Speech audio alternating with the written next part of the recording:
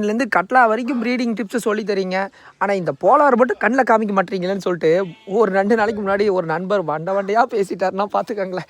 அப்படியே இல்லைங்க, அழகாக சொன்னார் ஒரு வீடியோ போடு ப்ரோ அப்படின்ட்டு. ஸோ அதுக்காகவே நம்ம இவ்வளோ டப் செட் பண்ணி ப்ரீடிங் ஆல்ரெடி எடுத்துகிட்டு தான் இருக்கோம். பட் உங்களுக்கு சொல்லிக் கொடுக்கணுங்கிறதுக்காக நான் எடுத்து போட்டுட்டேன் அப்படியே. ஸோ இந்த வீடியோ பார்த்தீங்கன்னா full and full polar breeding தான். ஒரு செட்டப் பண்ணுறீங்க அப்படின்னா தேங்காய் தொட்டியும் வைக்கலாம், இல்லைனா வந்துட்டு பானையும் வைக்கலாம். ஸோ இது ரெண்டும் போட்டிங்கன்னா மட்டும் ஆகாது. மேல் ஃபீமேல் கரெக்டாக ஐடென்டிஃபை பண்ணி உள்ளே போட்டிங்க அப்படின்னா சூப்பராக ஆகிடும். அது ஒரு பேர் ஆகுமா ஆகாதா அப்படின்னு சந்தேகமே படவே வேணாம்.